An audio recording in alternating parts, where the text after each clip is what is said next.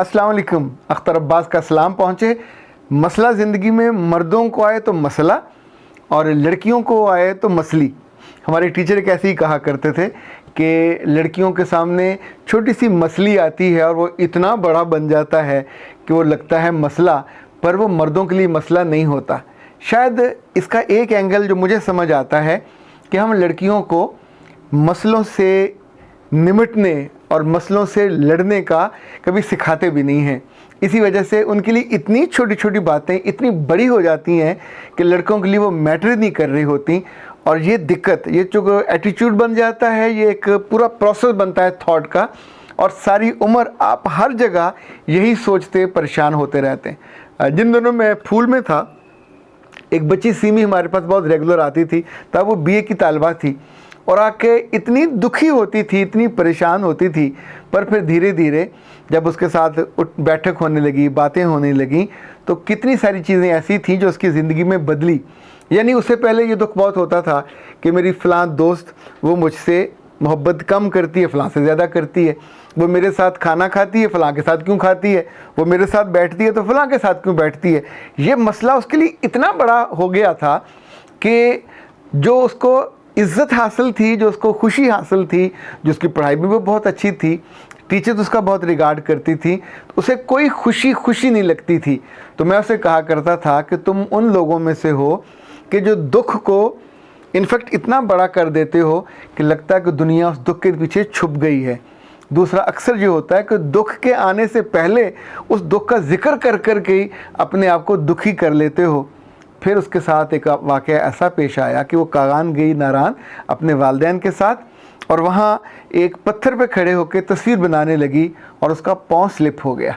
जिस लम्हे उसका पाँव स्लिप हुआ, उससे पहले वो मुस्कुरा रही थी, ज़िंदगी से भरपूर लड़की, और अगले ही लम्हे वो उन मुँहज़ोर और ताकतवर लहरों के नीचे मरती डूबती बह जा रही थी।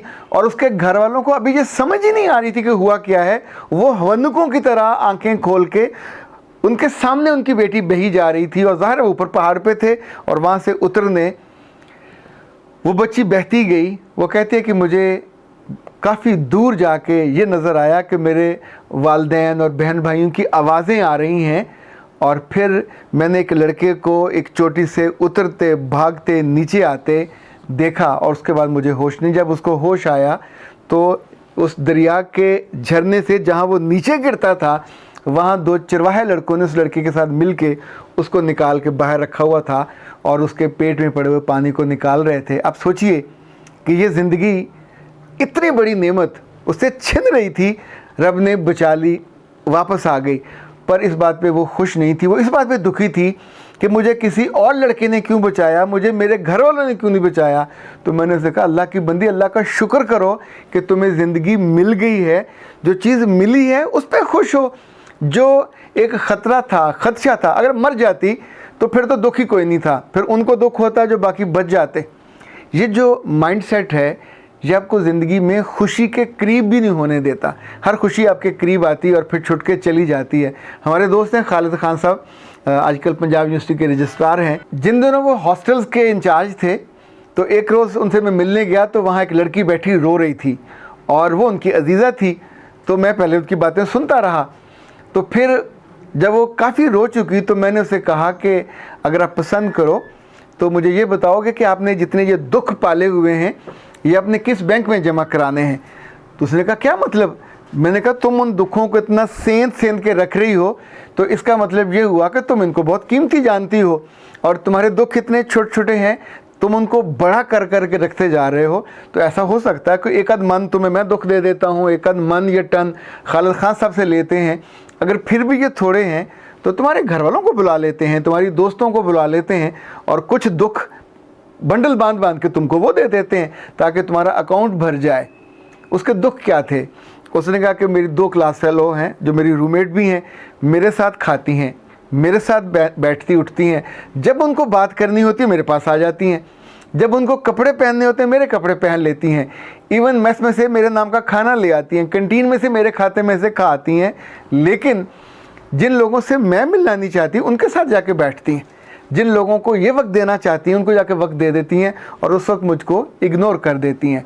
तो फिर मैंने उससे कहा कि भली बख्त, ज़िंदगी में एक गुर याद रखें, एक असूल याद रखें कि मोहब्बत उससे करें जो मोहब्बत कराना भी चाहे, मशवरा उसको दें जो मशवरा लेना चाहे, इम्पॉर्टेंट उसको जाने ना जो आपकी ज़िंदगी में इम्पॉर्टेंट होना चाहे, जो आपकी ज़िंदगी में बड़ा रोल अदा करना ही नहीं चाहता, जो आपकी ज़िंदगी में खुशी का बायस नहीं बनना चाहता, जो आपकी खुशियों के साथ ग्रो नहीं करना चाहता, तो आप उसको अपनी ज़िंदगी में अपनी मोहब्बत का इतना बड़ा हिस्सा दे के अपने आप को क्यों दुखी करते हो। ये दुख ज़ाया कर देने वाले हैं, ये दुख भूल जाने वाले हैं, इन दुखों के साथ जिया नहीं जा सकता। अदरवाइज़ ये होता है कि ये छोटी छोटी चीज़ें मर्द जब सुनते हैं तो हंस पड़ते हैं। इसीलिए जब गेम्स हो रही होती हैं तो लड़कियों के बारे में उनके जो कोच हैं वो भी जिस बात का मजाक उड़ाते हैं कि ज़रा सी बॉल टच कर गई फुटबॉल खेलते हुए या क्रिकेट खेलते हुए तो आगे से जो जवाब आता है वो होता है उई अल्लाह, हाय मैं मर गई। अब वो उई अल्लाह लड़के जब कर रहे होते हैं तो ये नहीं करते, क्योंकि उन्हें छोटी छोटी चीज़ों को उसी लेवल पे रखने की आदत होती है। एक ज़माने में कहा जाता है कि एक बच्चा कील ठोक रहा था और हथौड़ी से जब उसने ज़ोर से मारा तो हथौड़ी उसके कील पे लगने की बजाय उसके अंगूठे पे लगी, ज़रा काफ़ी चोट लगी। तो उसने ज़ोर ज़ोर से रोना शुरू किया। फिर उसने मुड़ के देखा दाएं बाएं, माँ कहीं नहीं थी, तो उसने चुप करके दोबारा से उसको मारना शुरू कर दिया। शायद लड़कियों को चुप कराने वाले मिल जाते हैं, इनके दुखों को सेंधने वाले या उनको बढ़ावा देने वाले मिल जाते हैं, जिस वजह से इनकी जो उई अल्लाह है और हाय अल्लाह है। और दो तीन बातें बुनियादी आप याद रखिए। एक तो अपने कंफर्ट जोन से निकलिए और जिन चीज़ों के साथ आप जूझती हैं उनके साथ जूझना बंद कीजिए। नंबर 2, फ़ैसले लेना शुरू किया करें, चीज़ों को उनकी असल वक़्त और उनके असल वज़न में रखना शुरू कीजिए। तीसरी बात यह है कि सारी उम्र ये लोग आपको मजाक करते रहे हैं, नारा नज़ाकत उई अल्लाह, तो ये जो जुमले आपके बारे में कहे जाते हैं इनसे निकलिए। ये ज़माना लद गया, ये पुराना हो गया। अब be professional, be a strong lady. रब ने आपको भी उतनी ही सलाहियत दे के भेजी है। हाँ, आपकी नज़ाकत आपके लफ्ज़ों में रहनी चाहिए, आपके करैक्टर में रहनी चाहिए, आपके मिजाज में, आपके नखरे और अदा में रहनी चाहिए, लेकिन जो आपकी सलाहियत है, जो आपके हुनर हैं, उसमें अदा नहीं चाहिए, उसमें नखरा नहीं चाहिए। इस ज़िंदगी को मुकाबला करना है। 52% आप हो गए हो, आपने और बढ़ जाना है।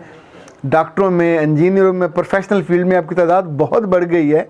नहीं अफोर्ड किया जा सकता कि आप उन बातों पे दुखी हों और उन बातों पे बैठ के आपस में चुगली प्रोग्राम हो और ग़ीबत प्रोग्राम हो और उसमें अपनी सलाहियतों को और ज़्यादा आप ख़राब कर बैठें।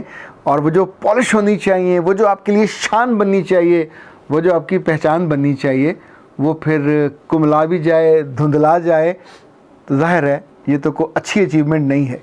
अख्तर अब्बास को इजाज़त दीजिए। अस्सलाम वालेकुम।